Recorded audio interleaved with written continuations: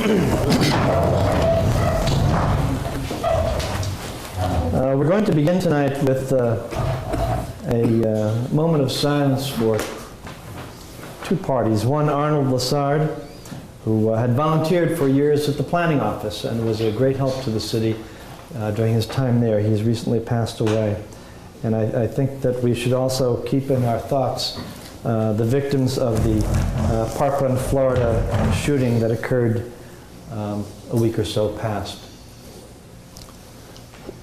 Mr. Chairman, I'd like to remember Chuck Fraley, who passed away. His son is a fireman, and his wife keeps very clean the island up at Noble and Ferry Road. Thank you. Correct.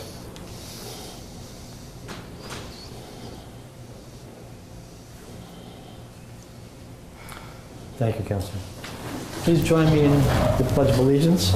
I pledge allegiance to the flag of the United States of America and to the republic for which it stands, one nation, under God, indivisible, with liberty and justice for all.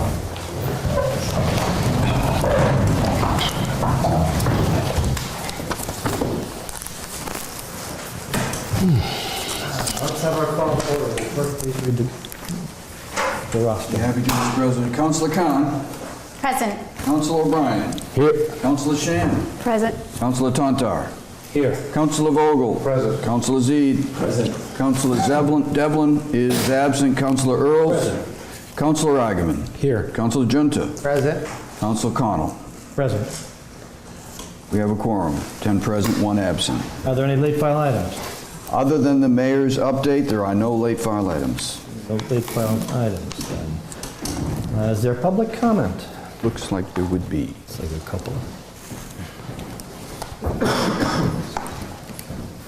There is no. Heidi and Bob.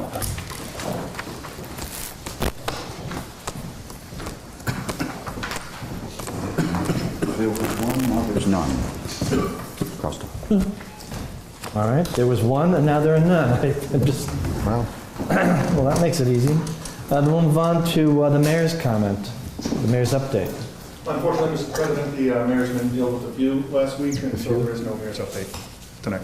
Okay, we'll get out earlier. Thank you. Thank you. Stick with the deal. Let's get through the agenda, the consent agenda, please. The consent agenda this evening. Sorry. Go ahead.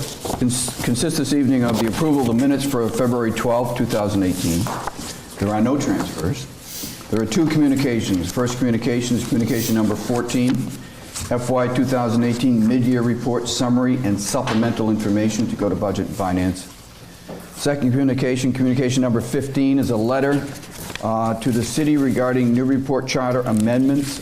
That is to go to General Government Committee.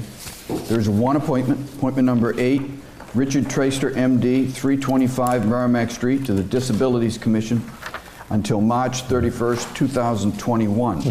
And that is the, with that 1 change to general government, that's the consent agenda this evening. What's the will of the council? Motion to amend to take communication 14 and make it receive and file instead of budget and finance. What? Second. Hold on. Communication 14, mid-year summary and supplemental. I can. Was there a second? Second. Counselor, would you like to address I'll that defer now? to the chair. Go ahead, Bob. President, this was actually communication 13 last week. It remained, it was received and filed. So communication 14 is exactly the same as communication 13. It had supplemental information on the mid-year budget report. So what we'd like to do is we're going to take it out and move to receive and file. But you have the information to look at. Does that make sense to everybody? Mm-hmm. All right. If there are no objections, all those in favor say aye. Aye. Opposed? Good. Mr. President, just a point of clarification. Are we leaving it to Budget and Finance or receive and file? Receive and file. Okay, thank you. We're not discussing it, it's just going to receive and file. I think that's it. We can get into We can the... take it with committee items if you prefer and receive and file it then. Then I would receive and file when it went to committee. Correct. But that actually really doesn't matter to me. Done. All right, councilors, then I'd ask for a motion to accept the amended So moved. consent agenda. Is there such a motion? Second. Moved and seconded. Discussion? All those in favor say aye. Aye. Opposed? No. Let's move on to the regular agenda then. Oh, Mary. Oh, Mary, Mary.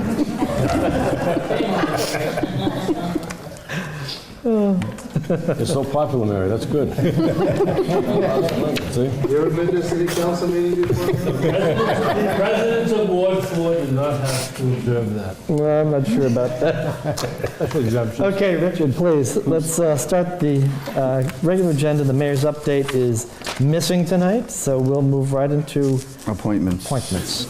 So the first appointment, second reading, Keith Hogan, 3 Bartlett Drive, to the Trust Fund Commission, until 3/1/2021, and 1 reappointment, Sean Bradley, 31 Wildwood Drive, to the Waterfront Trust, 12/31/2023.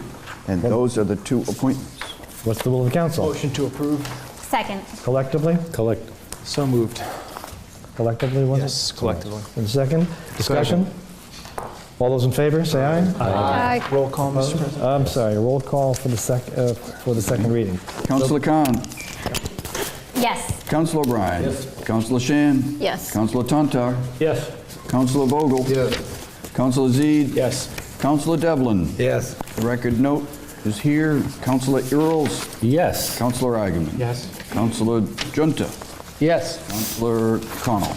Yes. Okay, so let's move to orders. First order is an intermunicipal agreement.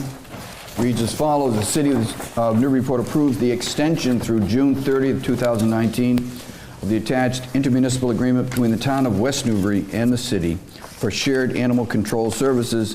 Submitted, Councilor Tontar. Motion to refer to Committee on General Government. Is there a second? Seconded. Discussion? Hearing none, all those in favor say aye. Aye. Opposed? Okay, it's the general government. No ordinances. Committee items. I think we're all ready to budget and finance. Excuse me. Wow.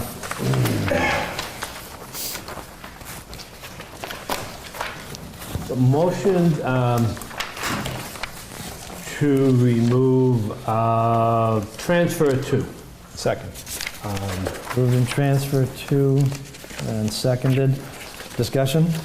All those in favor say aye. Aye. Opposed? No, it's out. Motion to approve. Second. Moved and seconded. Anyone in discussion, please? This was approved, recommend for approval by Budget and Finance by 3-0 vote. The reason there is surplus funds in the North Shore Tech is a year ago, 3 students had applied to North Shore Tech. Only 2 actually went, so we had budgeted for more. So there were funds available that could be transferred, and the transfers to elections ads, we've needed more ads than anticipated in the budget process, and also recodification. So recommend approval. Any further comments? All those in favor say aye. Aye. Opposed? Fine, that's accepted. Motion to remove transfer 3. Second. Moved and seconded to take out of committee. All those in favor say aye. Aye. Opposed? No? Motion to approve. Second. Seconded by Councilor. Once again, 3-0 recommendation to approve. This is the normal procedure as to, funds are allocated to purchase gasoline. Further discussion? Hearing none, all those in favor say aye. Aye. Opposed? All right. Anything else, Councilor? Motion to remove communication 4. Second. Mid-year budget report. Moved and seconded. All those in favor say aye. Aye. Opposed? It's out. Motion to receive and file. Second. Moved and seconded to receive and file. Any discussion? Councilor Tontar. The Budget Finance Committee, we spent, I think, a little under 2 hours going over the Finance Director's mid-year budget report.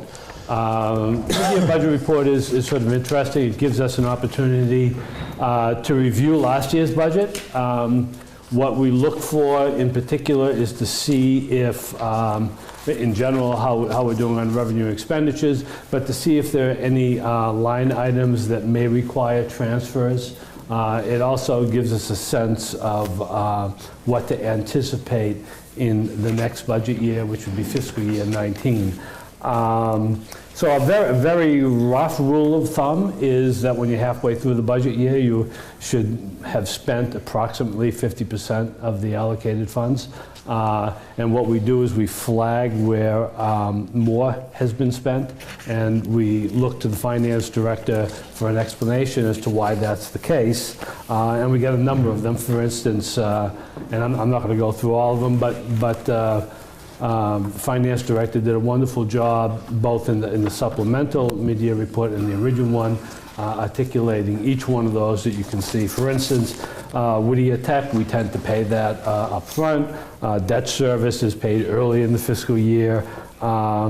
Information technology licenses are paid early in the year, so they tend to have more paid. And city solicitor, there are a couple things you might want to look at in terms of where we will need further funds for transfers. The big one is snow and ice.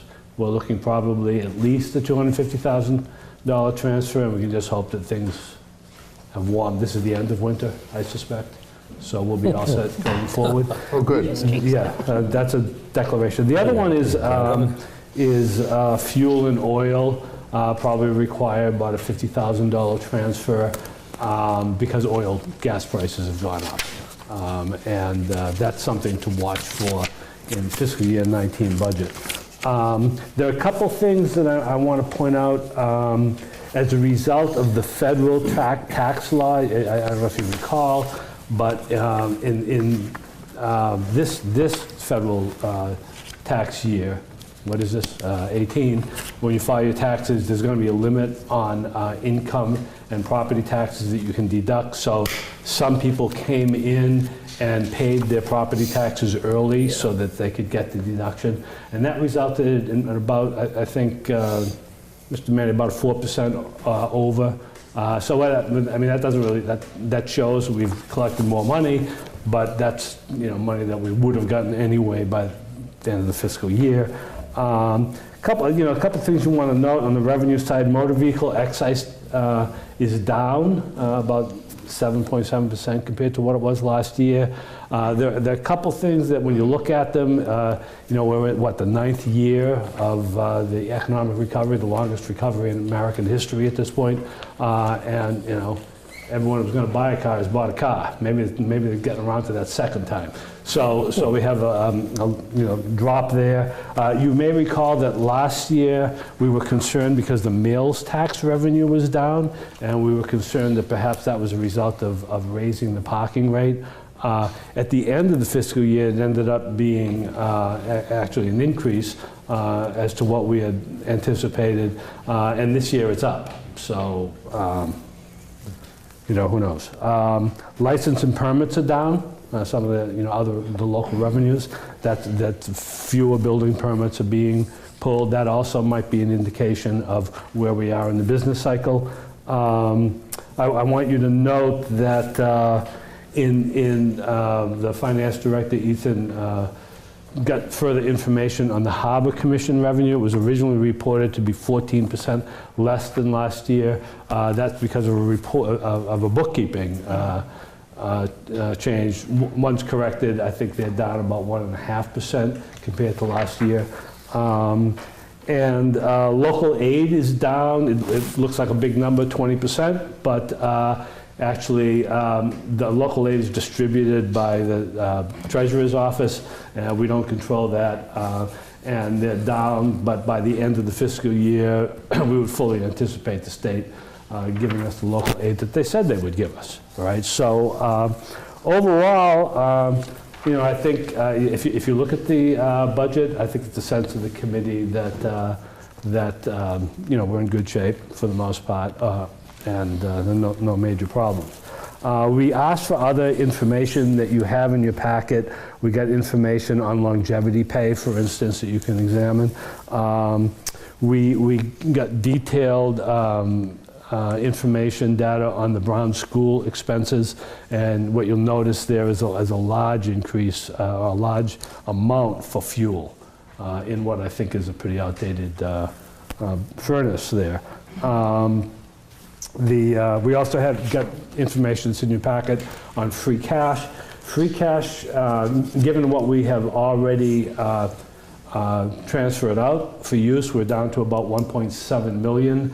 We anticipate around 350,000 in free cash request transfers as a result, mostly that $250,000 that we're looking at for snow and ice, but also fuel. So, we're down to about 1.3 million. Generally, we like to keep about $500,000 in there. So that just gives you some sort of sense of where we are with free cash. We examined the revolving funds as well. And I think the only revolving fund that looks like it might be approaching capacity is the cap that we set is the engineering revolving fund that is at 95% currently. I don't know. Ethan, do you have a sense that we're going to have to raise that cap? Most likely we will. That's kind of driven by the peer reviews that come out of planning and zoning. Yep. So as money comes in and it's spent or refunded back to the developer, that just causes that to go up. Right. So you're correct. We most likely will be back requesting an increase So to that. I think all the rest of them are pretty much okay, but that one stood out. Okay, so finally, my sense is we could be looking forward to a relatively tough fiscal year 19 budget process. Increases in gas and oil. Excuse me.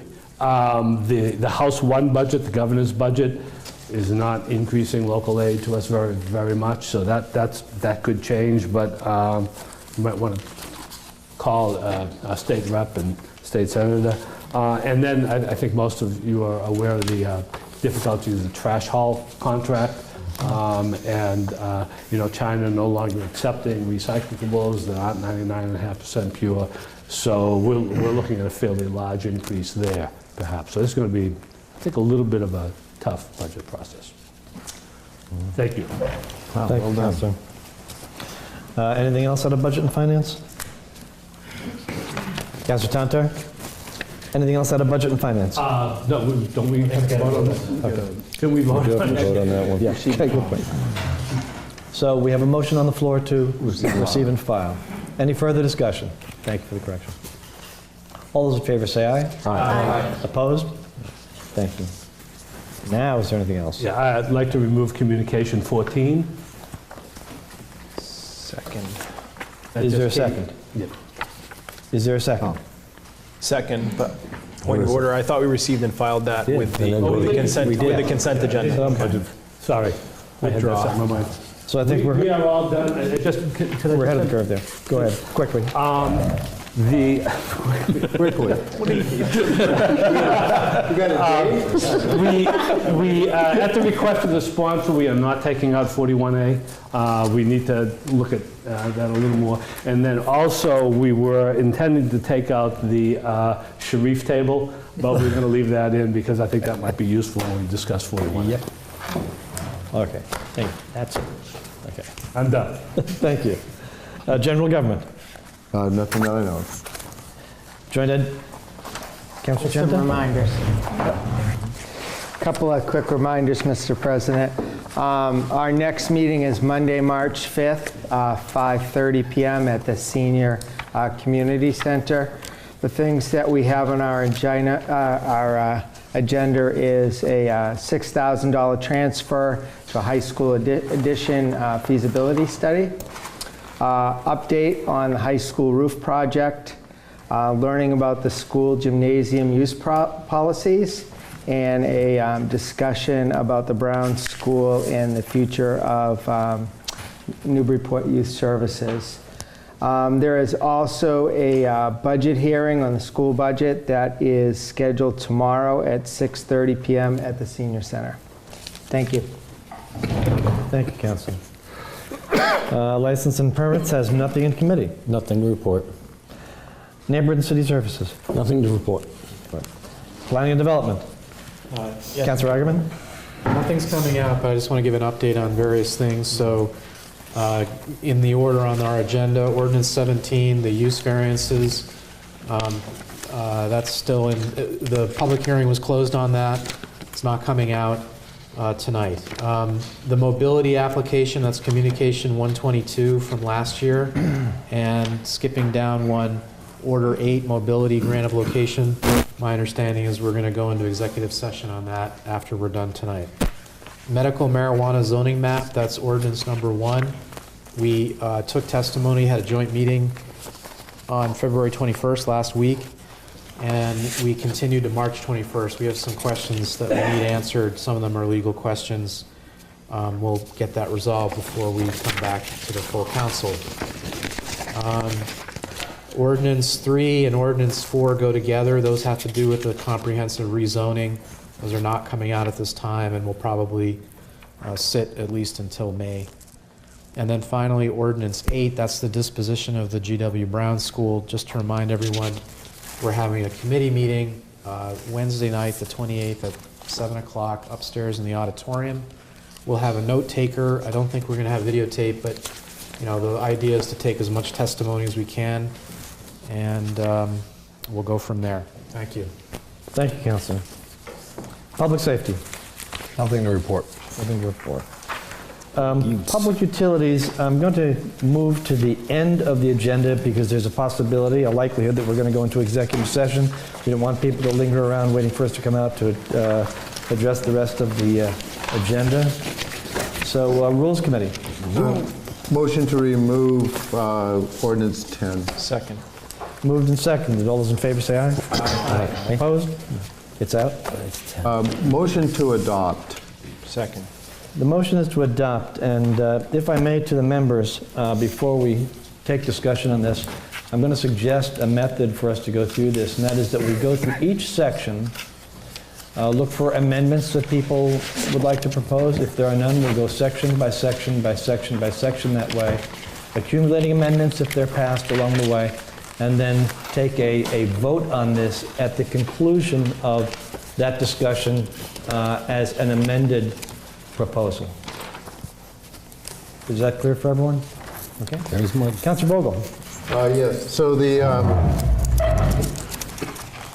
Rules Committee did meet on this and met for a couple of hours, and we went through what we had gone through in our retreat meeting and basically went through piece by piece. And what you have in front of you then is, so now it's gone through a couple of iterations. So this is the iteration that came out of committee, and we made the decision to come out of committee without a recommendation so that we can just put each piece to the floor.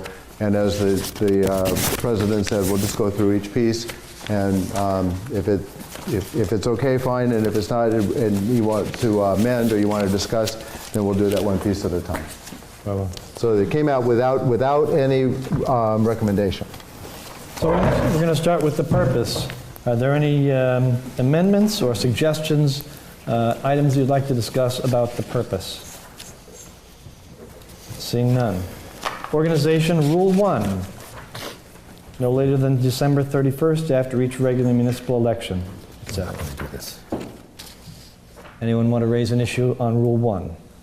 1A, at the inaugural meeting, the council shall, etc. No? All right, turn the page. 1B, no later than. No?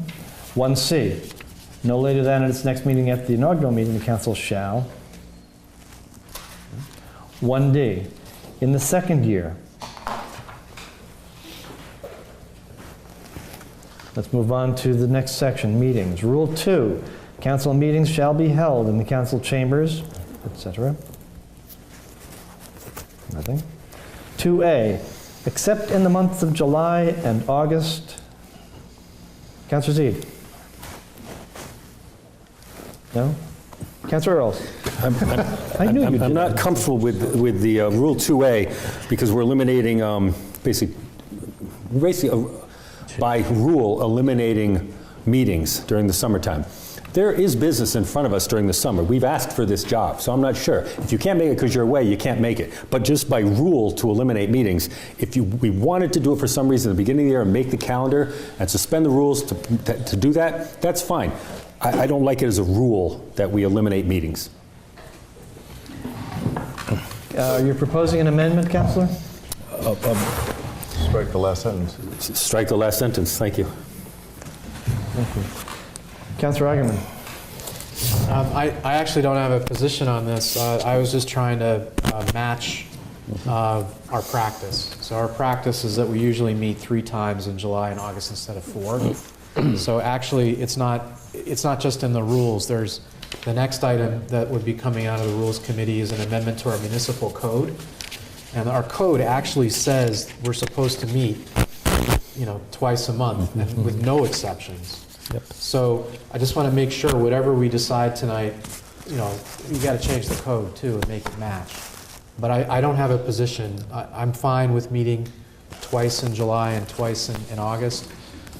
But just let's talk it out. Okay. So we have a proposed amendment. Was that seconded? I didn't hear. Actually, it can be to eliminate the entire Rule 2A. I don't see the purpose. Is there a second? Second. All those in favor of adopting that amendment, say, I think discussion first. Yeah, I'm sorry. Counselor Vogel and then Zede. Thank you. So I stand in favor of removing that rule. Just and then again, as the Ward 2 councilor indicated, we do have to go back into the code and change that. It doesn't mean that we can't cancel a meeting, though. I mean, we can still cancel a meeting. So we still have the flexibility as the summer goes along. And in my experience, I think that we have let things kind of get a little junky over the summertime by not having a meeting when one was appropriate. Councilor Zede. My question was just on the mechanics of that. So we would waive the rules when we're setting the schedule? Would that be the proper procedure? And second question would be, if we're going to strike the last sentence, I think it probably makes sense to strike the first phrase, except in the months of July and August. Oh, you want to get rid of the whole thing? All right. The amendment is to strike the rule altogether. So when the schedule is published at the beginning and we vote on it, that's the time when we would say motion to waive the rules and nix a meeting in July, if that's what the schedule, or would we schedule July and August for 2 each, and then as we approach it based on the business available, then I just want to understand, because I agree that the history has been that has been the standard. So I don't have a strong opinion either. I just think we want the easiest thing that matches up with what we usually do anyways. Councilor Barr. Thank you, Mr. President. The reason that we cut the meetings down was the last meeting in July usually runs during Yankee homecoming, and there's no parking out here. So that's the reason we cut it one meeting in July. And this year it's going to be the same thing as the last Monday in July will be the first week of Yankee homecoming. Yeah. Councilor Devlin? Is there importance to we're talking about eliminating the whole thing, but is there importance, does it say somewhere else in here? There is a phrase in here, regular meetings of the council shall be held on the second and last Monday of each month. Is that listed anywhere else in the rules? To respond, no. If we cut this Rule 2A, we don't need to do anything else to the rules. We just need to deal with the municipal code. Right. The rules will be silent on how often regular meetings are held. Further discussion. Councilor Genta? Well, if we're looking for opinions, my opinion here is that I like setting the schedule for the year at the beginning of the year, of making the decision of these are the dates that we're going to meet. We move some because of holidays. We cancel some because of Yankee homecoming. I don't know if it necessarily needs to be in writing. I think 2A could disappear as long as in our first meeting we all got together, set a schedule, and then stuck to it. And if we need to add meetings, we always have the ability to do that too. Any further discussion?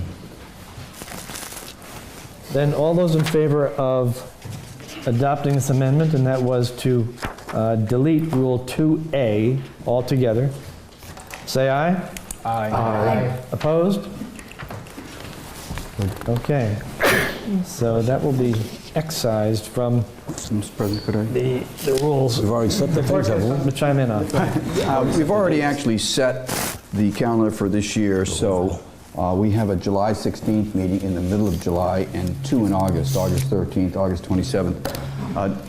That holds, I think, although does that run counter to our, I guess we won't know till we get to our ordinance number 6. It's counter to the ordinance.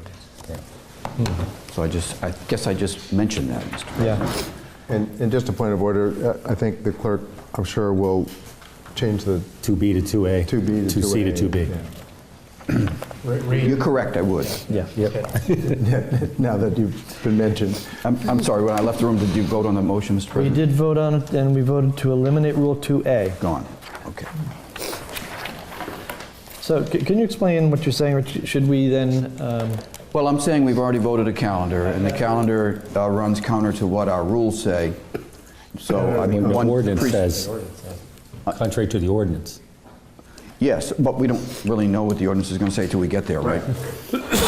as a way around Right, this? because the rule is silent on it, so... Okay, so why don't we put the calendar revised on our next meeting? We can act on it then.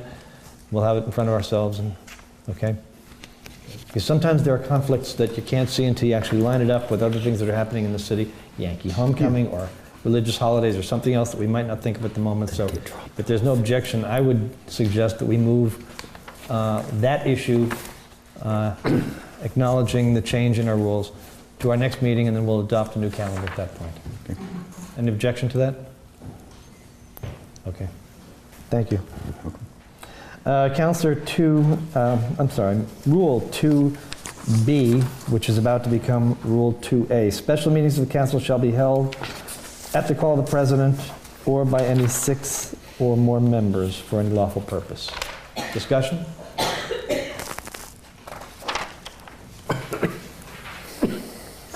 Hearing none, all those in favor say aye. I guess we don't have to vote on them, excuse me. My mistake. Just go through them. There's no objection to any of these, the language in that item? Nope. Okay. Rule 2C, any meeting of the council is in session at 11 o'clock p.m. if any meeting is in session at 11 p.m. Discussion? Hearing none, let's move on to holidays. I gotta work tomorrow, hurry up. Rule 3, except as otherwise provided in the charter. Discussion? Hearing none. Presiding officer, Rule 4, the president, if present, shall preside at all meetings. Discussion? Criticism? None? Only if he doesn't hurry up on this one. Yeah. He doesn't move this along. Duties and powers of the presiding officer, Rule 5. Amendments, discussion? Rule 5A, if any member doubts a vote. Rule 5B. Hearing none, relinquishing the chair, Rule 6. Councilor Tantar. Should we point out the Scrivener's errors? Yes. Yes. Please do. All right, the 1, 2, 3, 4, fourth row, if the presiding officer wishes to express an opinion on the any, so I imagine the should be eliminated. I agree. So I'll make that as a motion. Do I have to make that as a motion? I move Just Scrivener's error. the- Scrivener's error, I'm sure the I'm clerk gonna has noted debate that. that. Anything else in that, in Rule 6? Send it to committee. I'm fine with it, yes. To discuss that. All right, hearing nothing on Rule 6, let's move on to committees and committee business. Rule 7. Amendments, comments? 7A. I'd like to motion to amend. Counselor? Counselor Vogel? Thank you. In the committee meeting, I was sort of, I think I must have been a little bit brain dead. I know we discussed eliminating Rules Committee, and after thinking about it, I would like to see the Rules Committee come back, not as opposed to an ad hoc committee. I'd like to see it as a standing committee. I think it serves its purpose at the infrequent times that it's called upon to be in place. The motion.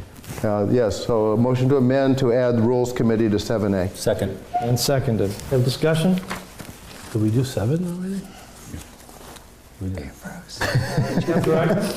Yeah, no, just to clarify what went on in the committee discussion. So the municipal code, for whatever reason, does not mention the Rules Committee at all. So when we get to that, if we pass this one, you also got to add it to the municipal code. Right. Good point. Councillor Khan. Thank you, Mr. President. In terms of the Committee on Education, I would like to see if we can also make sure the Committee on Joint Education, as we have today, could also be revised to be called Committee on Education. And not sure how we go about that, but that's one of the, I'd like to see if we could adhere to what it is here and also rename our current committee structure.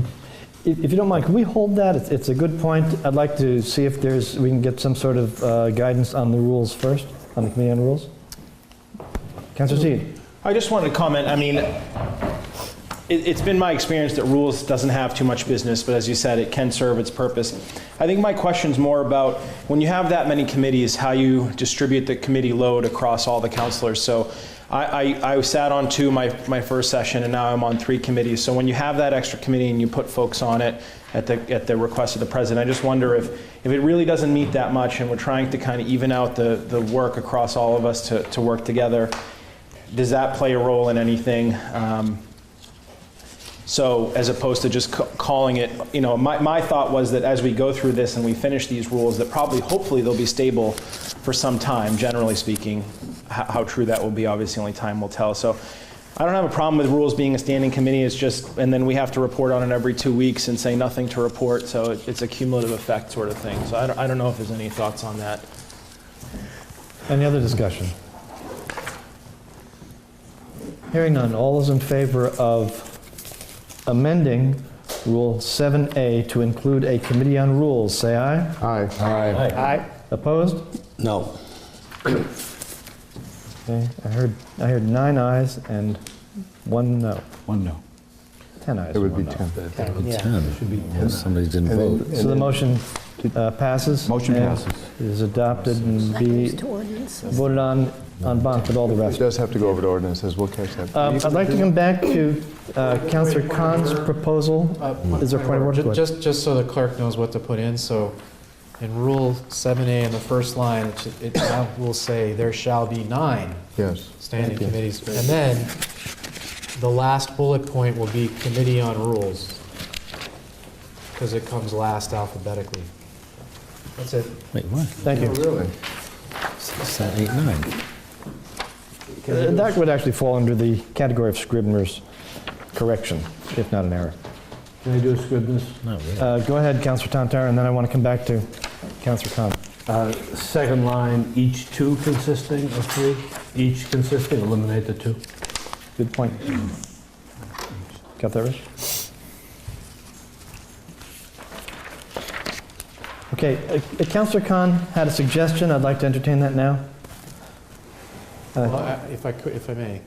Yeah, so, no, one more. Let me see, is there some addition to what you were stating at the outset? Elimination of the word joint. I don't know how it got there either, so perhaps someone else can. Yes, so again, I'll just say thank you, Mr. President, is that I just want to make sure if we're going to be consistent in how we're calling the committees, I'd like to also entertain that we call our Joint Education Committee Education. All right. That doesn't require any action on this, but I hear your point is well taken. Councillor Eigenman, did you have something? Yes, I was just going to clarify that I don't know how it ever got changed to joint education. In the municipal code, it's called the Committee on Education. That's what it's called. So they are consistent right now. So it says education here, and in the upcoming ordinance, it says education. Then we'll ask the clerk to make that correction in future agendas. Is that fair? Thank you. Rule 7B, except as provided. I hear no amendments. 7C. I hear nothing. 7D. I hear nothing. Surprising. 7E. 7F.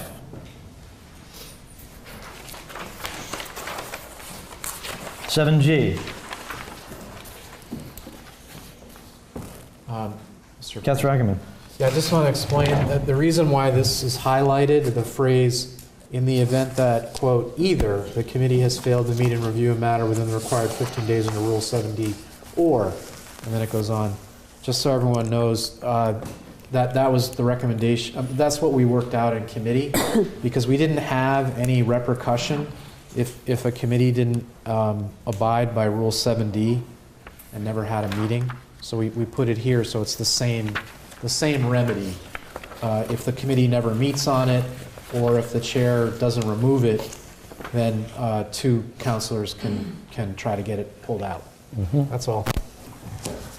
I'm going to ask the clerk if he wanted to chime in on Rule 7D in the context of its impact potentially on generating agendas and packets for our meetings. 7D? Yeah. We shall meet and review each matter for the council in light of 15 calendar days after such referral. No, Mr. President, I have no opinion on that one. That was another one that we were talking about.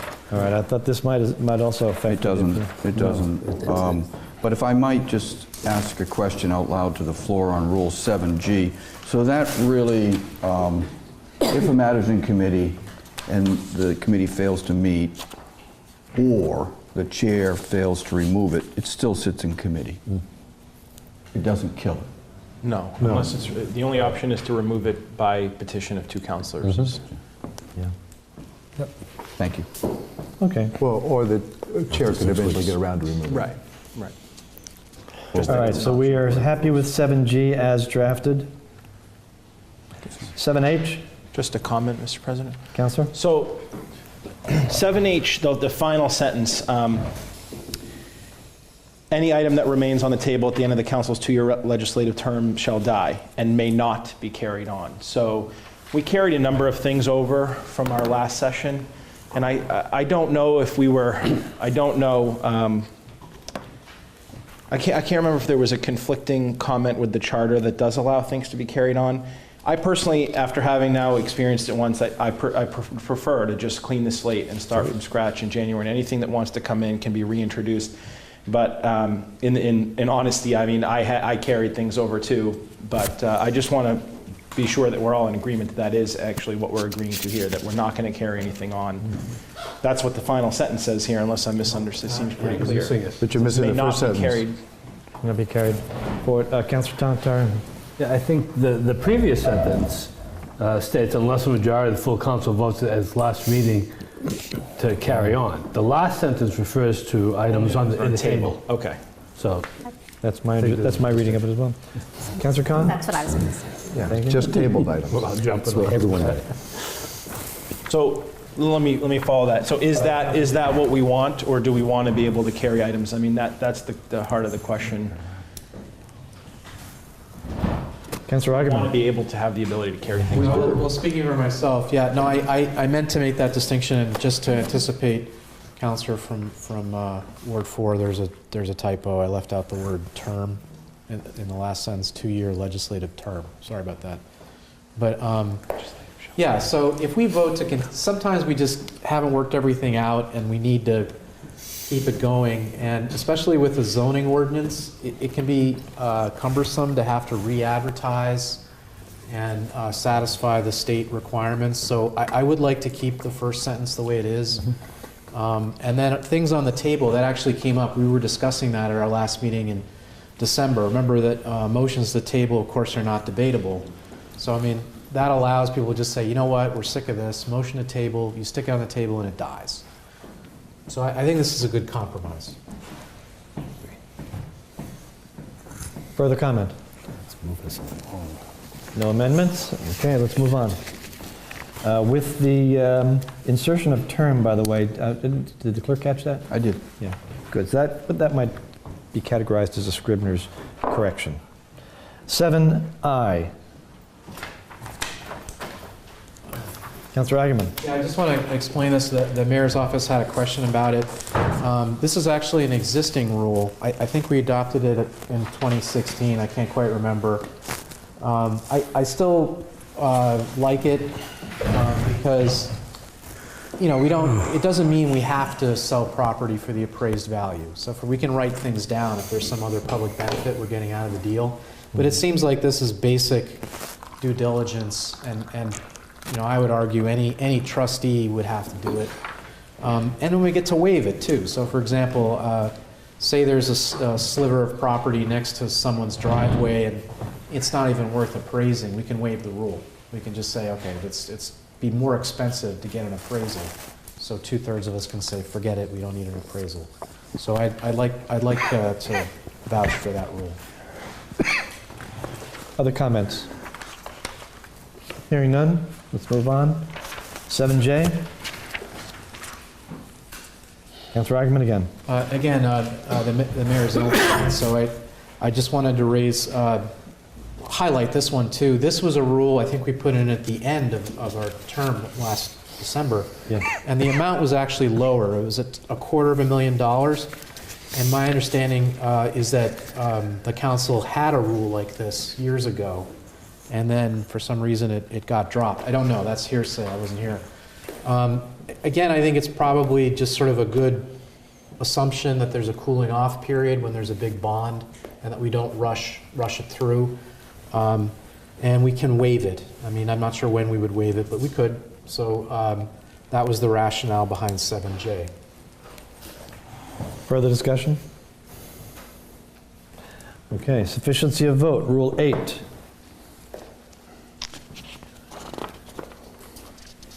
Hearing nothing, Rule 8A. Councilor Tantar. In the second to last sentence, effected should be affected. Goodness.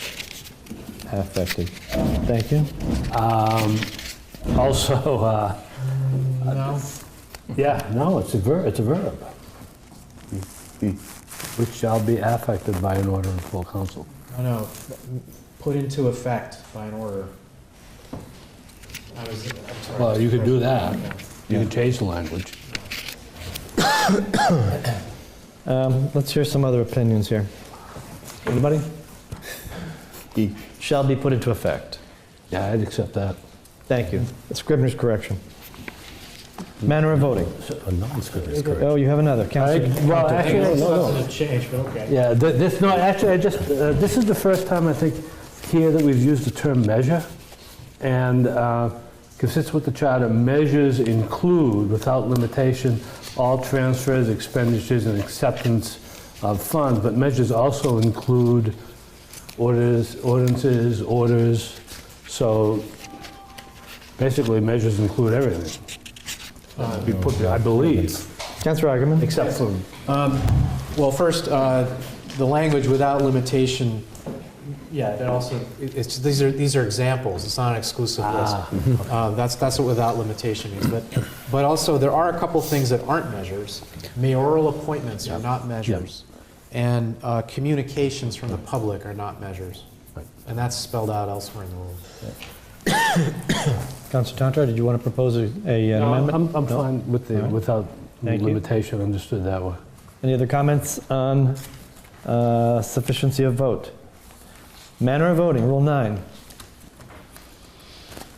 Mr. President, just to be clear, on this last line of Rule 8A, I'm changing which shall be affected. It shall now read which shall be put into effect. Yeah. Okay. Is that reasonable? Any objection to that? None. Hearing none. We still have to adopt the whole thing at the end, and I think as long as everyone's clear on what we're voting on at that point, we'll move on. Now we're moving on to manner of voting, Rule 9. 9A. 9B. Wait. 9C. You got another Scrivener's error.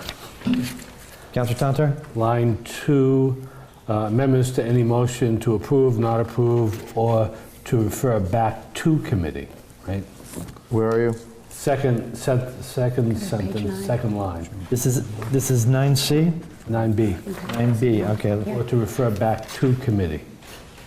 May be recorded by voice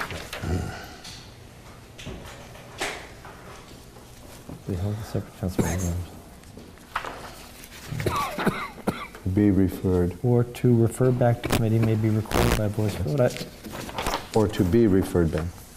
Or to Or to refer No, no, back or to to refer committee. back. Okay. I think it's... any further comment on that item? I think it reads correctly. my view, but I'm not supposed to speak from the chair, excuse me. Hearing none and hearing no amendment, let's move to 9C. Mr. President, I'm assuming I'm adding the word "to" before committee. Yes. Okay, Let's got do it. the word back in committee. Got it. to- Back to committee. Thank you. Back to committee. Yes.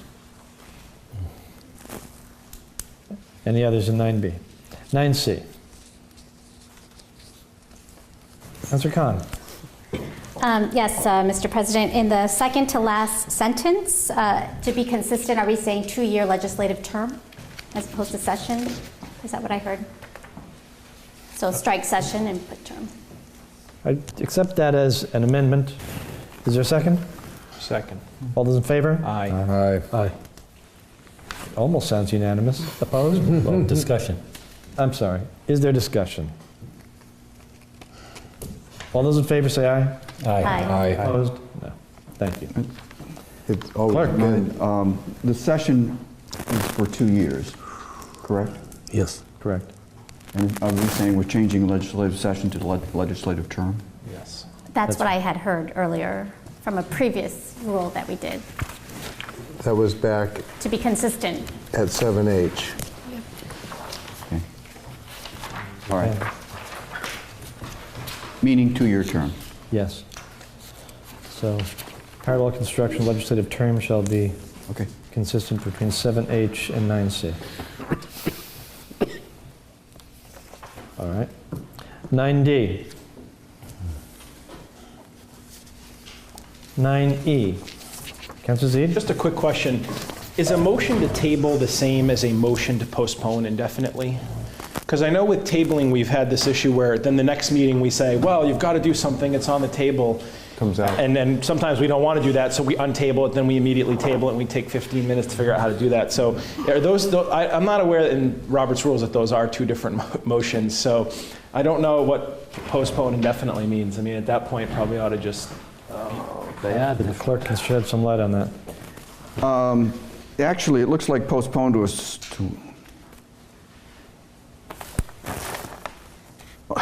actually, I have a closed debate, which is similar to that, and I have a postpone to a certain time. Difference being postponed to a certain time, you can debate.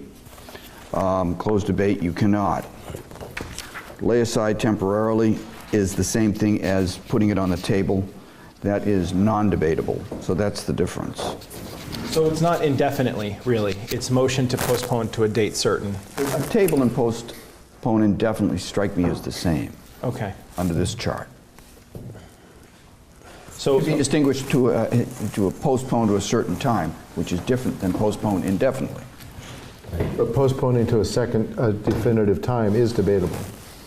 Let's Correct. raise hands to be recognized. So I take that, please. I I'm going correct to lose myself. track of this So it pretty is, quickly. it's different in that one is debatable and one is not. Councilor Tonto. Am I correct on this? When something's placed on the table, it must be taken out at the next meeting? taken off the table. Taken off the table. at the next meeting. Under our old rules anyways. Oh, and we have eliminated that from, have we? I don't know, let me read it. A motion to table, 1 second. It's not Councilor debatable. Agaman? Just to clarify, these rules don't say anything about that. Doesn't say how you have to, this is all it says about a motion to table. There isn't any other rule. that I know. So then it would revert to Robert's rules. Correct. You know, I remember the rules saying that if it was on the table, it had to be removed from the table. Was that in our old rules? No. Then it was Robert's rules. Robert's rules. Then it was Robert's rules, Is that what it was called? which, Not even on the sheet. which is a good point. So would Robert's rules trump 9E if it's silent? I guess it would. So it says motion to table, 1 second is non-debatable. Doesn't say whether it's to be removed or not, but Robert's rules would, so I would put it back on the agenda, the next agenda, unless someone tells me I should not. Further discussion? Well, I would think that, considering all this conversation, we ought to clean up this language then, right?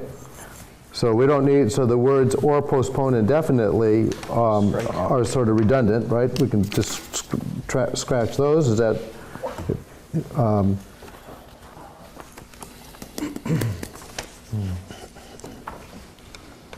And also the last 3 words, or indefinite postponement. I mean, I don't have any real take on it, other than if we're cleaning up language, we might as well clean up language.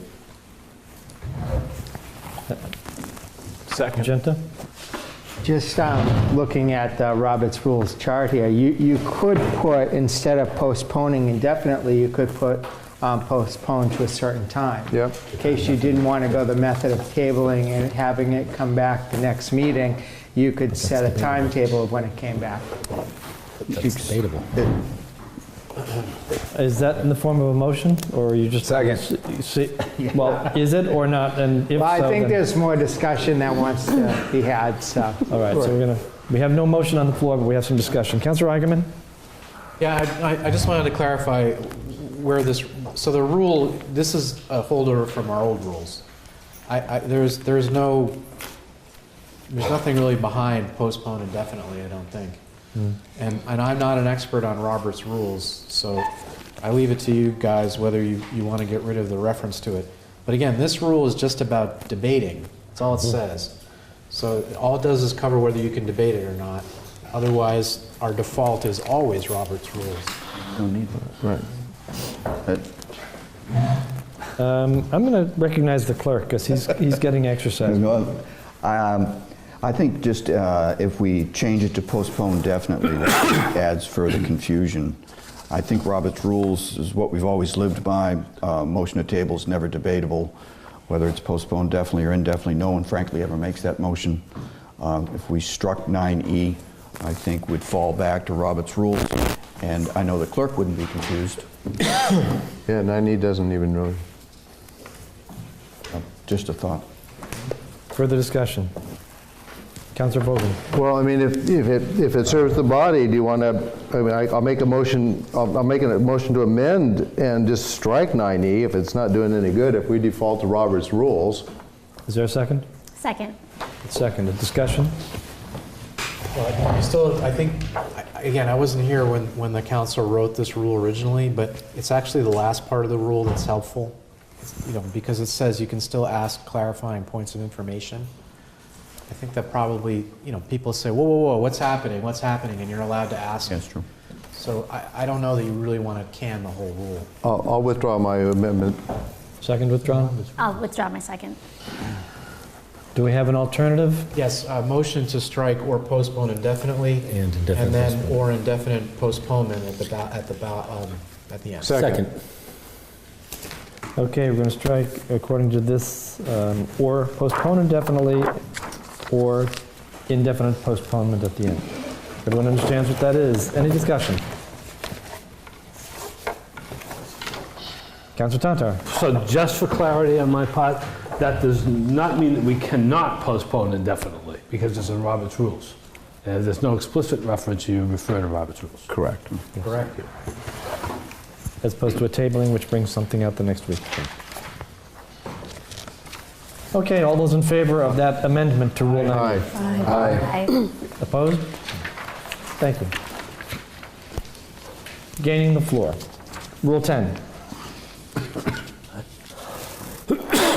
Hearing nothing. 10A. 10B. 10C. 10D. 10E. Sponsorship of matters. Rule 11. Rule 12. 12A. I'm sorry. Councilor Vogel? Back to Rule 11. We talked about this a little bit earlier on. What about transfers? We talked about whether or not transfers need to come in sponsored or not. Should be sponsored. Councilor Agaman? Yeah, that was what Councilor from Ward 4 was asking about when we were battling over the verb effect. So yeah, the transfer is an order, and orders are a measure under the charter, and so they have to be sponsored. Yeah, I agree. All right. Does that satisfy the council? Thank you. Thank you. I believe we're on 12A. Wait, Oh, okay. no, sorry. On Rule- Councilor? On Rule 11, do we want to do 2-year legislative term? Sure. Keep it same. Do a search. Thank you, and that would qualify as a Scribner's correction. Right. Joe? Shall we move to Rule 12? 12A. Councilor Z. I just wanted to highlight this one because these are all the ones that we seem to run into with some frequency. So if we get in a situation where we choose to approve an event as an emergency, that would have to then also be accompanied by a waiving of our rules to basically say that this emergency is effectively not an emergency as we define it in our own rules. I'm personally okay with it. We've been kind of on a bit of a try to get people to understand that we have a schedule just so that residents can be aware if there's going to be an impact to their neighborhood. But it seems like without fail every year, it seems like around the holidays especially, we end up in this situation. So I don't have any amendments to make. This is another public service announcement. If you want to have an event, please bring it in early enough so that way it can just be a smooth process. And otherwise, I think this will actually potentially, could jam some folks up. And we don't want to have that, but we want to adhere to the rules too. So. Point taken. Councilor Tantar. Well, this happens not so much with road races, but it does happen with neighborhood block parties. Yeah. So what you're saying is we could put this rule in place, and then we would have to waive the rule, do an emergency, and so that's going to happen. I'm fine with it. Councilor Ackerman? Well, just one thing to clarify, that I put this in as a rule really to sort of discipline ourselves, and then also the rules get posted on the clerk's webpage so that people know that they're there. People generally don't read the charter, but the language about what an emergency is and what it isn't is actually spelled out in the charter. So I just want to be clear, we have been doing it for 4 years where we declare it an emergency. It's probably in violation of the charter. I just want to make that plain. The charter says what an emergency is, and the fact that someone wants to have a block party and they didn't follow the charter, that's not an emergency. Just so you know. Further discussion? Hearing none. 12B. 12C. 12D. Next, withdrawing items from the agenda. Rule 13.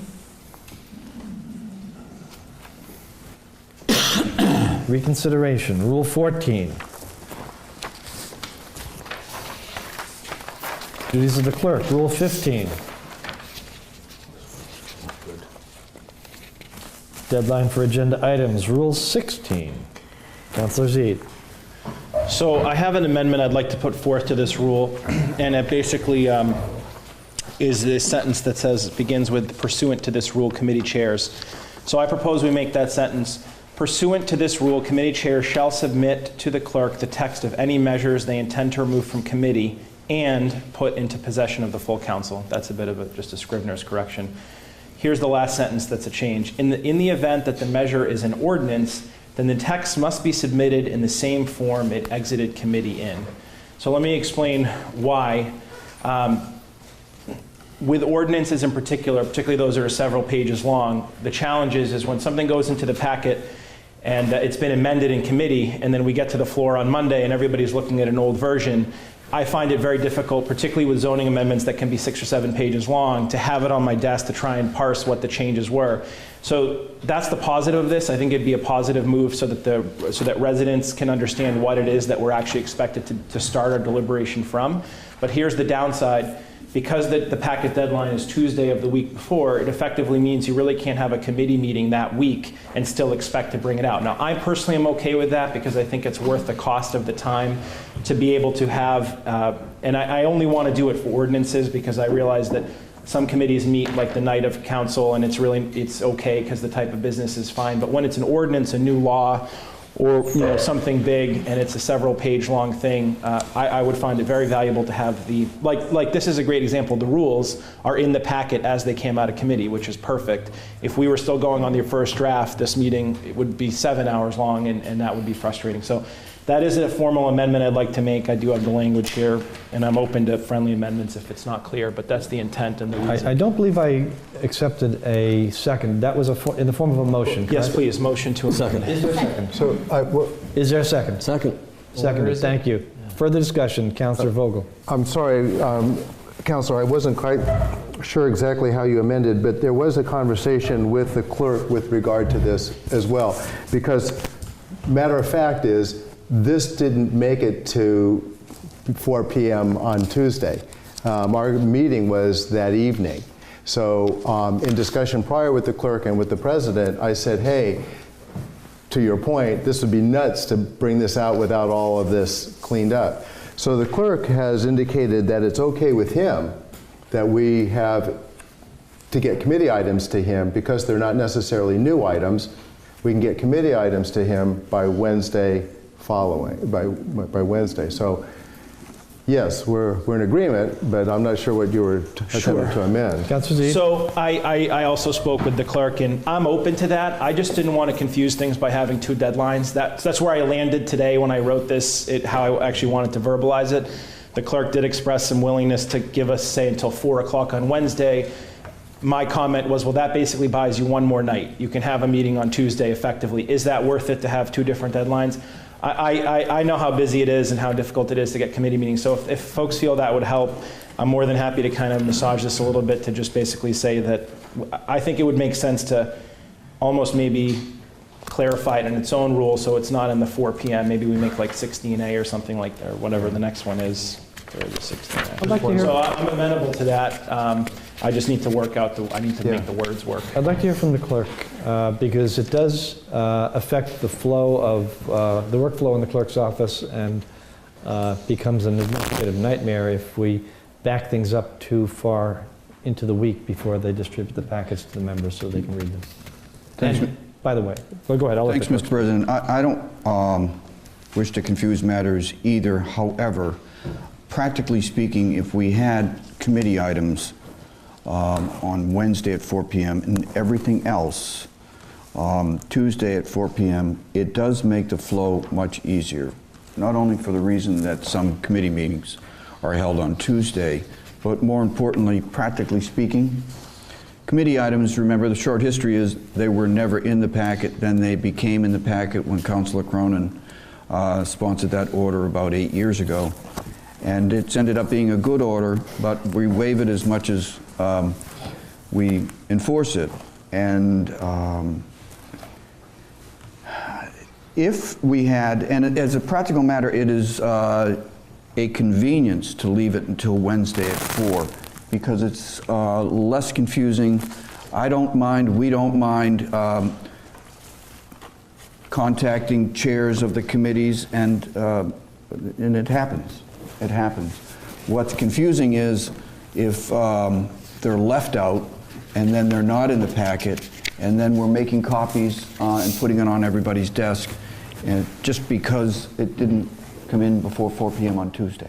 I guess that's a roundabout way of saying if we allowed committee items Wednesday at 4, I think the flow is much better. We end up with less paper on desk, and we can certainly handle it in the clerk's office. Because as a practical matter, we don't go to print until Thursday morning. However, having said that, the 4 p.m. Tuesday is a very, very good rule, and we've learned the hard way, even with a holiday, not to push it to Wednesday, because that puts us up against a half day on Friday. So maybe I can just take another stab at this before we go. So in that case, what I would recommend is in Rule 16, we strike the sentence that begins with pursuant to this rule and ends with full council, and insert 16A, which basically just says pursuant to this rule, committee chair shall submit to the clerk not later than 4 p.m. on Wednesday preceding such regular meeting the text of the measures they intend to remove from committee and put into the possession of the full council. In the event that the measure is an ordinance, then the text must be submitted in the same form it exited committee in. So that way, at least we have them in two sections. There's no confusion about which one is 5 o'clock and which one's, which one's Tuesday and which one's Wednesday. If that would please the council, I think that would be a positive change. Councilor Eigenman? Yeah, no, I think it would be easier actually to keep it in Rule 16. The reason being is because, don't forget, the first sentence says, printed materials regarding any matter, including without limitation the full text of measures. So if I may, another way you could do this is you could change it to say, printed materials regarding any matter, including without limitation the full text of new measures. Yeah. Okay, so that's one insertion. And then we just change the next sentence to begin, you strike pursuant to this rule, and it should read, notwithstanding the preceding sentence, not later than 4 p.m. on Wednesday preceding such regular meeting, and then blah, blah, blah. And then you've done it. Is that an acceptable? Fine by me. Just the sentence that you're correcting has just a Scrivener's error. It says intend to remove from committee, put into the possession of the full council. Yeah, no, I'm sorry. Yeah. You already said Put and. into. Yeah. But other than that, it's friendly with me, and then we don't have to do a new rule, and it's fine. So I think the person who really has to know where we're at right now is the clerk. And I will, as long as Councilor Eigenman gives me that language at the end. Yeah, I'll give it to you afterward. How's that? Yeah, so Okay. Great. And I'm going to ask Councilor Zede to allow the clerk to eliminate the dangling participle at the end of that motion. Yes, that's just fine. Thank you. Councilor Vogel. Yeah, I think that's a great solution. Thank you very much. The one thing that I did want to kind of discuss at this point right here is the idea of sharing committee meeting information with the council post what is now 4 p.m. on Wednesday, right? So there's nothing in our rules or there's nothing in any type of open meeting law that says you can't forward your notes from a meeting to the full council so long as we don't debate them. So I think that in that same spirit, we should continue to or make an effort. I was going to put this out via email to everybody, but with the clerk and the president's permission when he came into here. So we can still do it that way. Yeah, I think that's a good point. I just the other part of it though is just making sure that the public has the opportunity to see where we are going to start from, and that's a bit, it's obviously to help us collaborate better, but also so that folks know, and because we have definitely had ordinances, the transient vendor comes to mind, that go in one form and come out very differently, and so people think they're still arguing about the first version, and it's moved 100 miles since then. I'll work with the clerk to make sure that gets on. All right, we have a motion. We're going to have to do a little wordsmithing on it, and maybe the clerk can clarify for us before we... Well, it was a motion to amend by Councilor Eigenman, seconded by? Second. By Councilor Zede. And it added the word new. It also added the words notwithstanding in the beginning of the fourth line. And particulars are going to be given to me by Councilor Eigenman. And in the fifth line, did you add the and? Fifth line and, yes. Okay, yeah, okay. We're signing a blank check. Okay, do we know what we're voting on? Any questions? All those in favor of that amendment, say aye. Aye. Opposed? Good work. Agenda and packet, Rule 17. We're getting there. 17A. I have 17. Councilor Tantar. On 17, I have a question. What's the fifth calendar day? Is it Wednesday or Thursday? That's how you count. First day. Is it Wednesday on a normal? Sunday. So if you go back from Monday, one day is Sunday, Saturday, Friday, Thursday, Wednesday. So now, if we have committee chairs submitting things by 4 o'clock on Wednesday, normally, you want the packet to be done by 5. I don't think that's realistic. So fourth, is that what you're saying? I would move that we, instead of 5th, we say 4th. Second. For discussion, we have a motion on the floor. Any further comment on that? Perhaps again, since this affects the workflow in the clerk's office, the clerk has a comment? Thursday is fine, It's fine. if that is indeed the fourth. Okay. Hearing no further discussion, There is discussion. Councilor Z. Well, I just wanted to ask about the addition of proclamations, Mr. President. I mean, there's no problem with it. It's just, I feel like when we add things to the agenda, we have to say them every time, and there may be a handful of proclamations in a year. Was that done for a certain reason? Is that because of the time limit we're trying to have, or? Councilor Agaman. Yeah, we actually spent a lot of time on that in committee. We were thinking, well, what do we do with proclamations? Who can give proclamations? How do we do it? So we thought at one point of doing it under mayor's comment, but we didn't want to eat into the mayor's time. And so, you know, oftentimes you're right, there aren't any proclamations, but we had to stick it somewhere, and this is what we came up with. Yeah. Further discussion.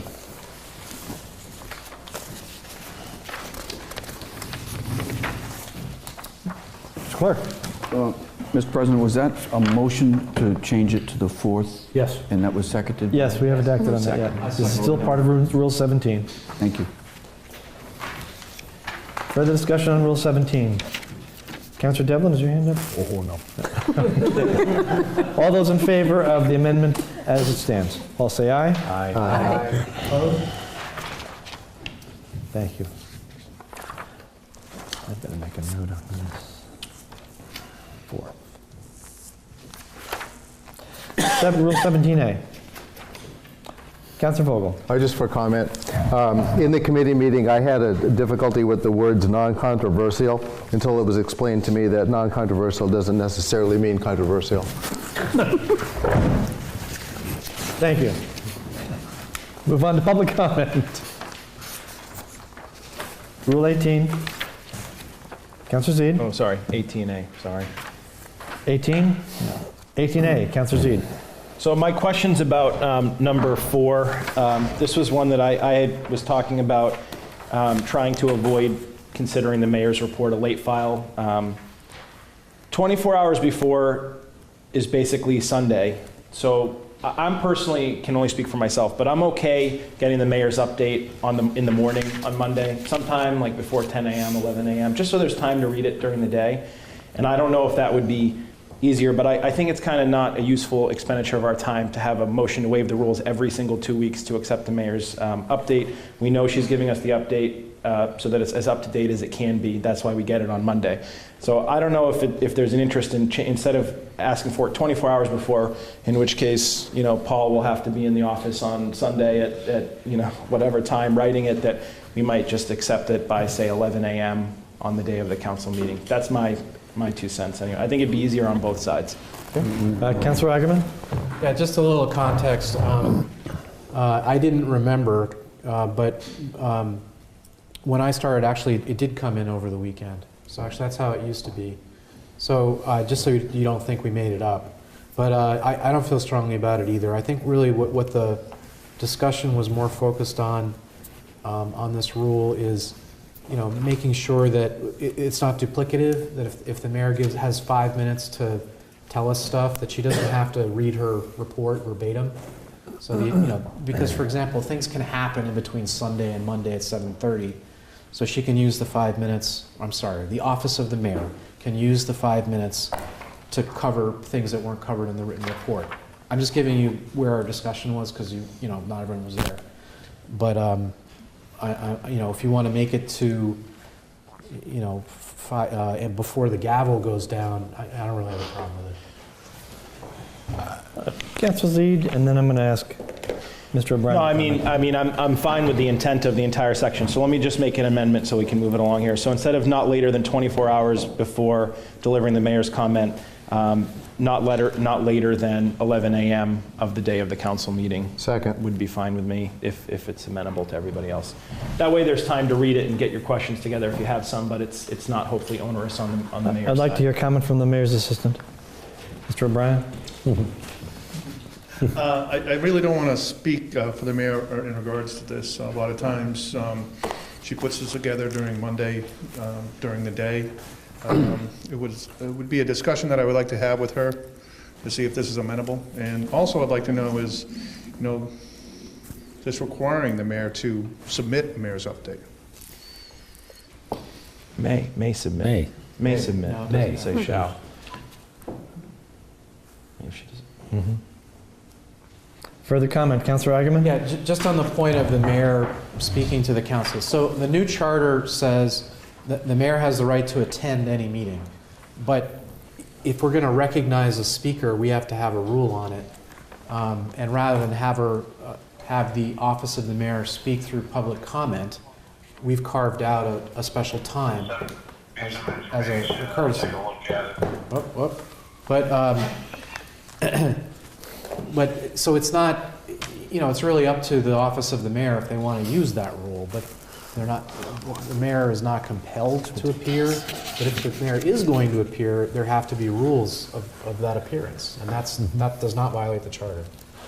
Councilor Seed. I just want to be clear about my intent. The late file thing drives me nuts because we do it every 2 weeks. There's really no value in the motion. We're going to accept that's just how it is. So it says may submit. If the mayor doesn't wish to submit one, that's perfectly fine. I think this is more about just whether we consider it a late file. And all I'm trying to say is as long as I get it by 11 a.m., I don't think it has to be a late file. If it can't come until 5, it's a late file and you're back at the mercy of the rules, which is how we've done it for the last umpteen years anyways. So I'm just trying to make it easier for everybody, not harder in any way. So the amendment is 11 o'clock on the day of the council on the day of the council meeting. Subject to the clerk making it sound more eloquent. And while we're looking at Rule 18A, I might jog some memory at the time of our retreat. There was some discussion of Part 2 of... Why don't we do one at a time? Can we pass that amendment? Do it separately? Yeah. We're talking about line 4. Okay. Let's stick to Section 4. All those in favor of the amendment as proposed, say aye. Aye. Opposed? No. Councilor Vogel. I'd like to amend number 2 to make it 10 minutes instead of 5. Whenever you do a comedy routine that's 5 minutes long, you only get 4.5 minutes of material because you got to give up 30 seconds for laughter. So in the same context, I think that, I think 10 minutes is not that long. Maybe we could hone it down to 7 at some point, but I think 5 is just a little short. That was an amendment. Is there a second? Second. Discussion. Councilor Genta. I'll take a stab at this one. I did attend the subcommittee meeting, and one of the things we really talked about with the 5 minutes is that a mayor has the ability to give us a report, and it can have as much information or as little information as they want to provide us. But really, when they get to the microphone, we really want to hear what's important to them. There are things that are in our agenda that they think are very good for the city, or maybe not good for the city. That's really what we want the 5 minutes to be about. We really don't need 10 to 20 minutes of the state of the city. We can read that on our own, but we really want to hear what the mayor is feeling about what's in our agenda. And I think 5 minutes is appropriate. Thank you. Further comment?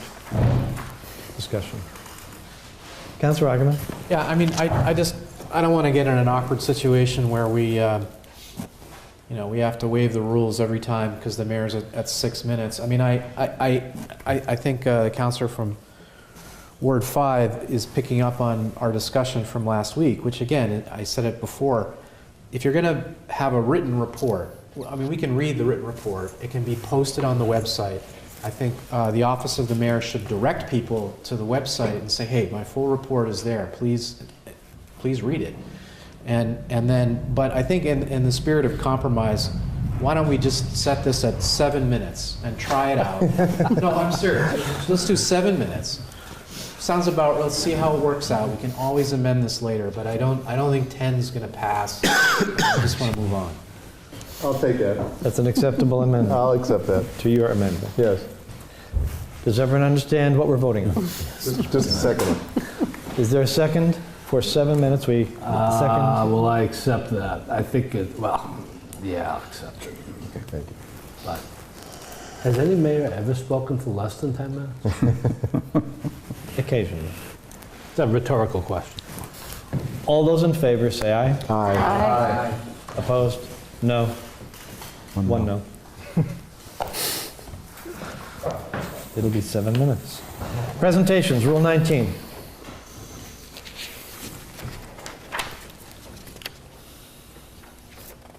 period of not longer than 20 minutes. Mayoral appointments, Rule 20. 20A. Mr. President. Mr. Zede? I just have to ask why the strikeout on city solicitor? Councilor Agaman? No, Oh, I'm sorry, Councilor Vogel. Defer to the chair. That was my request. Considering what's before us, we can always put it back in until we resolve the issue that came forth with your sponsorship. So I'm leaving it out until then. That was my request. Councilor Agaman? Yeah, and for the record, I'm not conceding anything on the ordinance that is in general government. That's going to be worked out one way or another, and then we'll deal with this. I don't want to hold up the rules based on that. That was my personal intent. But I'm not trying to prejudge the answer. Mine either. Other comments? Well, I'd like to make an amendment to restore the strike and just start, because look, nobody knows where that's going to go, me included, but clearly there was a reason it was in the rules at some point, and I'd like to maintain that as a show of precedence for this heading into that discussion. And as you said, we can always fix it depending on the outcome of that result. So is that a motion? It is. Second. Motion is moved and seconded to reinsert city solicitor in the list of roles. Discussion. Councilor Vogel. Yeah, I think it was added during this discussion. I don't think that it was in the original rules. So I think that it was not in, then it was in, now it's out. So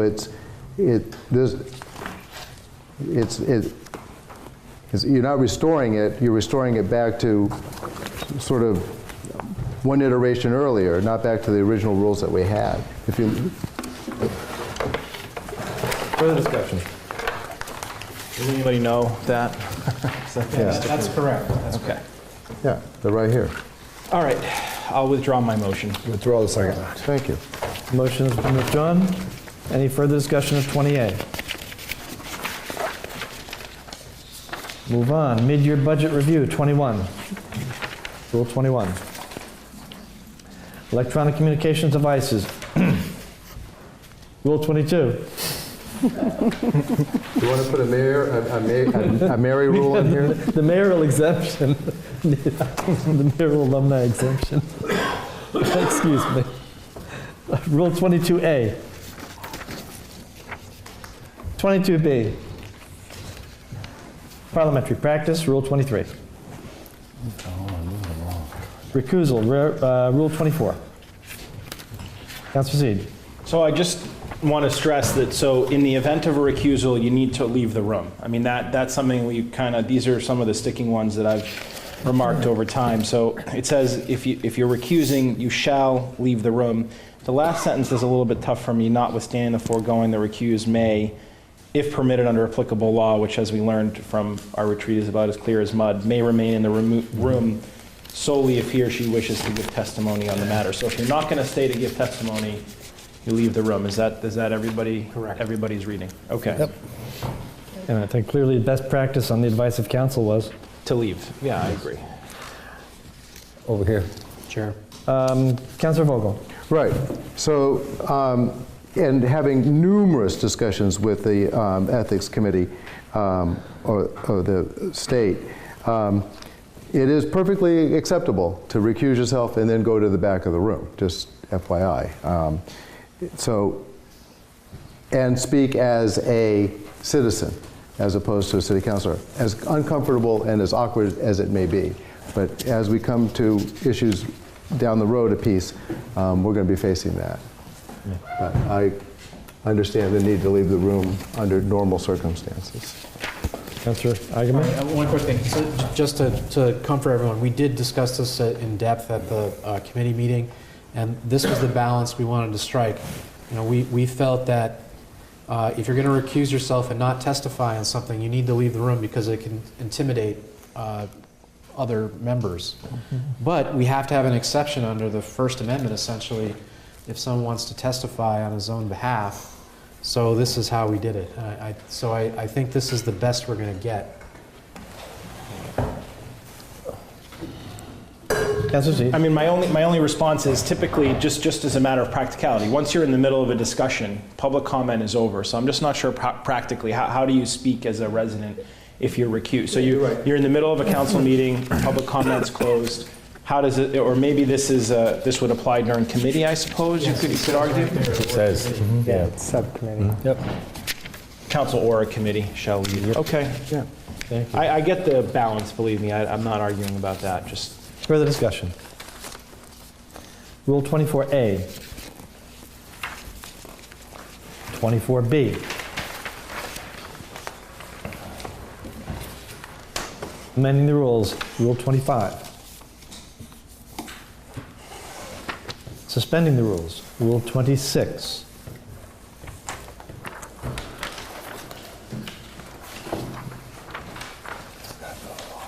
Motion to approve as amended. Motion is to approve as amended. I'm not going to ask the clerk, it seconded was Councilor Vogel, I believe? No. Councilor Tantar. I'm not going to ask the clerk to summarize all of these changes. Wise man. Are people reasonably satisfied with the results so that we can take a vote on this?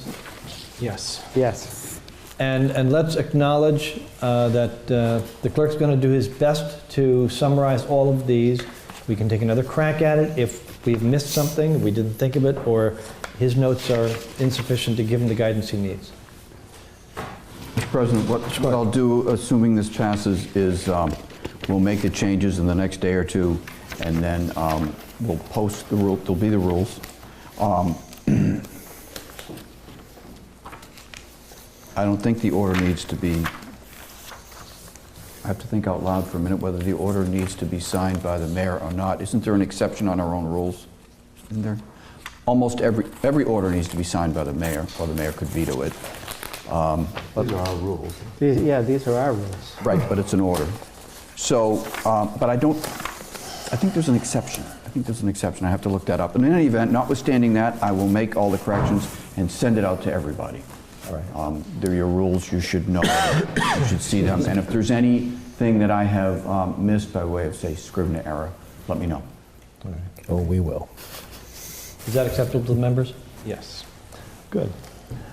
Discussion on the amended body of work that we've done on the council rules. Hearing none, all those in favor say aye. Aye. Opposed? Thank you, councilors. Good work. Motion to remove Ordinance 6, Amendment to Administration. Moved and seconded. All those in discussion. All those in favor of taking this out of committee, say aye. Aye. Opposed? It's out. Motion to adopt. Second. Moved and seconded to adopt. Discussion. Councilor Vogel. Thank you, Mr. President.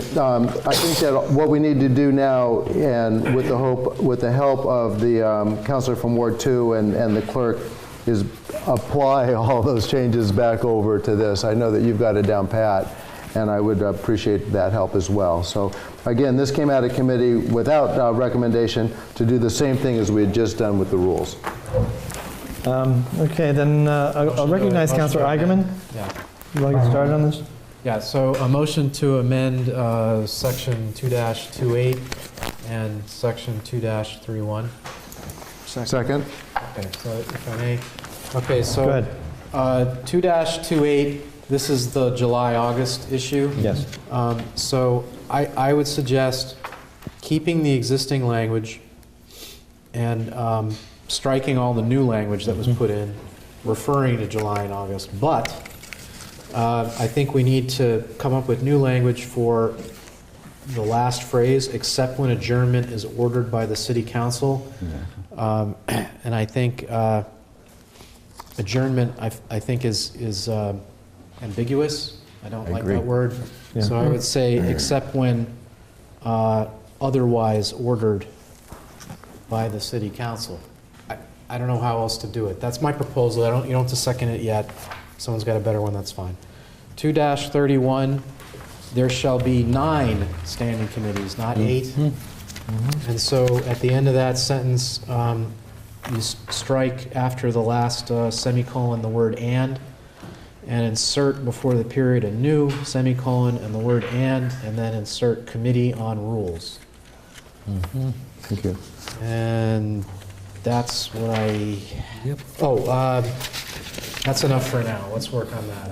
I'll second those. Now we have a second on the amendments. I'd prefer to take these separately, if you don't mind, Counselor. Okay, that's fine, that's fine. So let's look at 228 first. It's been moved. Has it been moved?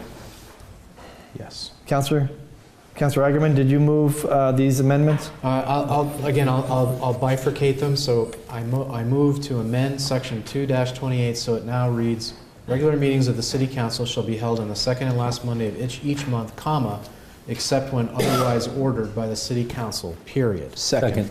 Okay, second. Discussion. Hearing none. All those in favor say aye. Aye. Opposed?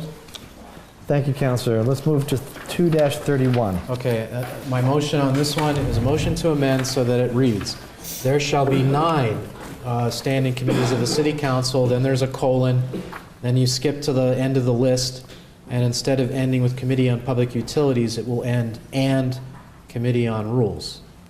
Second. Second. Any further amendments to that item, 2-31? Discussion. Councilor Vogel. Thank you, Mr. President. I rise in discussion to point out the change, essentially, that says the President and the City Council shall serve on the Committee of General Government as the chair, and the mayor may serve as the 4th ex officio non-voting member of the committee.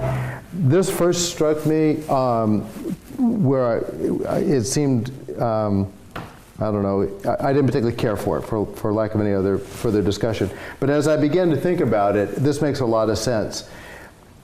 It never really felt comfortable for me as a member of general government to be having discussions with the mayor just one-on-one, because it seemed as though we weren't abiding by the rules of open meeting. So this actually makes sense. I'm very comfortable with the idea of the mayor serving as the 4th, the ex officio. I think it opens up the lines of communication. I don't think it's any type of disparagement on the mayor's office at all. I think it actually works. And it always felt a little bit funny that the mayor had a vote on an item before council. So I like the way that this is presented, and I think it works well. Thank you, Councilor. Further discussion. I might point out that we now have 3 members, including the mayor, on that committee, and if we pass this, I would be required to identify a 3rd city councilor to sit. So let's acknowledge that as we move forward. Yes. Thank you. Any further discussion on item section 231? No. 2-31. Cognizant of the amendments. All those in favor of adopting those amendments, say aye. Aye. Opposed? I'm going to back up. We started with 228. Let's go to 2-29, just so that we can pick up anything that we might have missed. Any comments on that section as drafted? Hearing none, I'm going to proceed to 2-32. Mr. President, motion to amend. Councilor Eigenman? A motion to amend the last sentence, to strike it in its entirety. The committee shall have charge of the supervision over City Hall. Second. Moved and seconded. Discussion. Councilor Eigenman? Yes.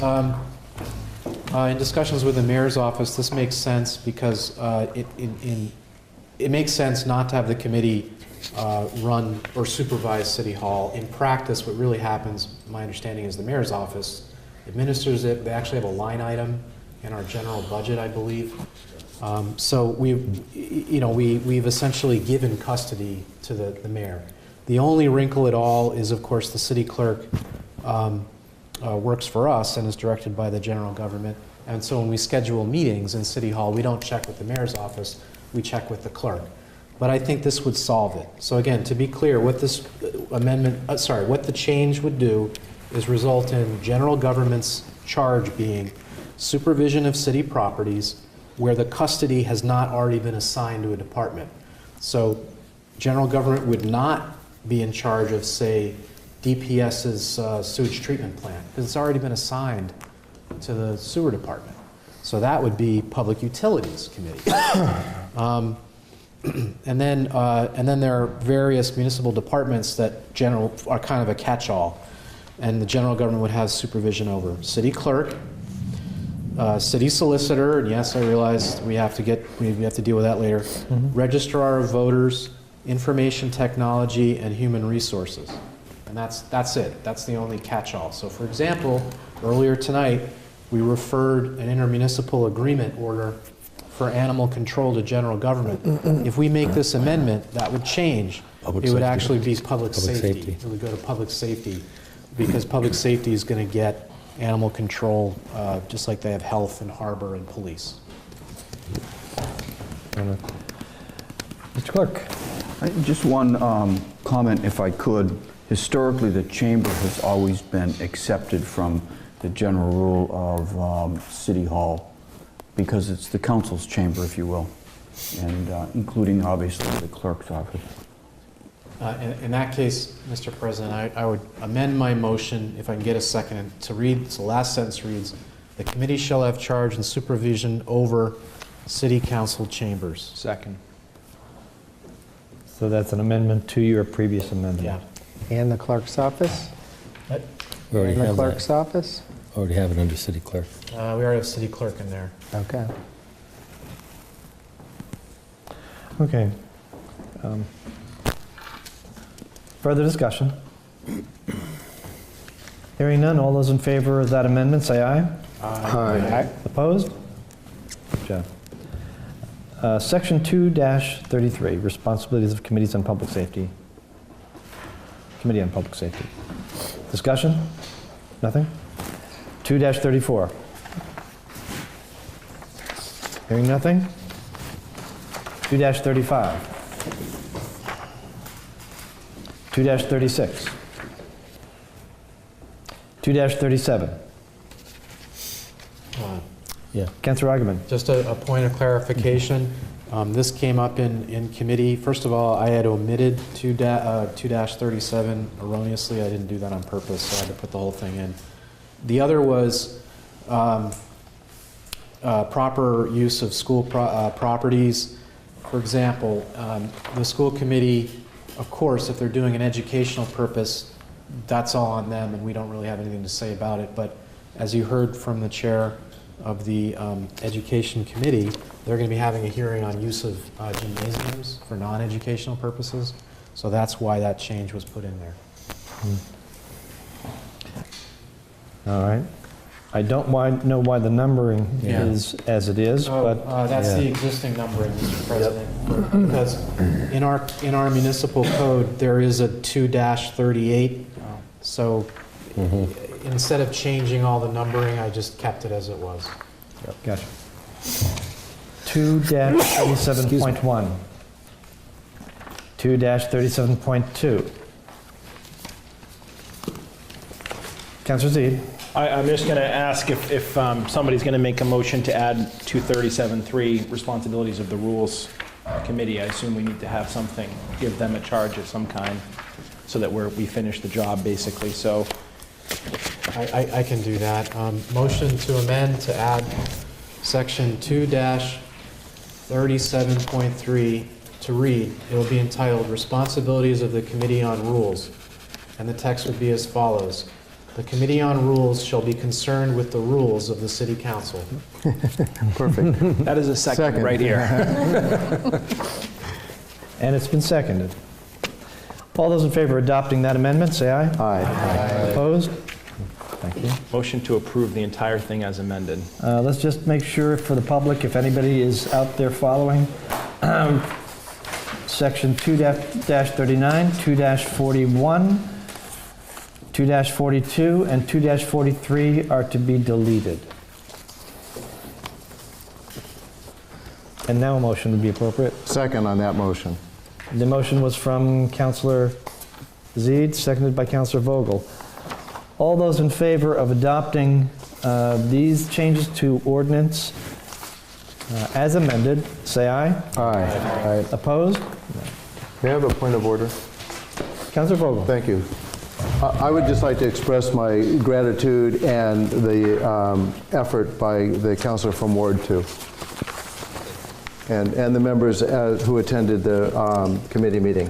Thank you very much. Thank you. Mr. President, I think we need a roll call on the ordinance. It's an ordinance, correct.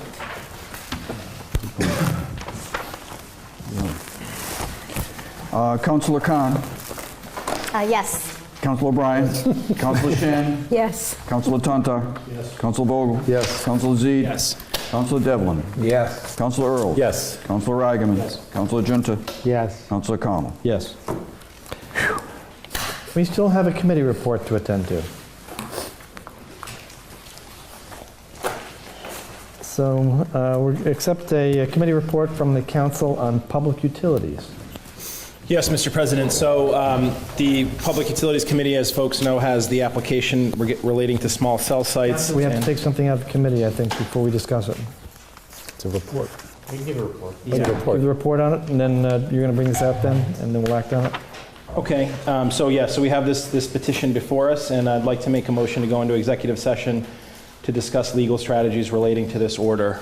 Do I need to take it out in order to do that? I believe so. I've never really done it this way. I don't see why. Or It's take it still in out. Go committee. ahead, How take it do we take it out? Richard? I was doing something else, but is this the motion to go into executive session? Yes. And did you mention it was with respect to this? Yeah, he threw it in Yes. there. Yeah. Then I don't think you need to take it out, but we need a roll call to go in. And then, So the motion is to go into executive session to discuss committee item, what is it, 122? Are we coming back? And we will not be coming out of executive session to discuss any further matter this evening, and if I might, Mr. President? Yes. And any other related matter, or any other related matter. because there's a number of items in committees. So don't we need a motion to adjourn the regular meeting? No, when we come out, we will When we come out, we will. we'll adjourn then. So, I'm sorry, that was seconded by?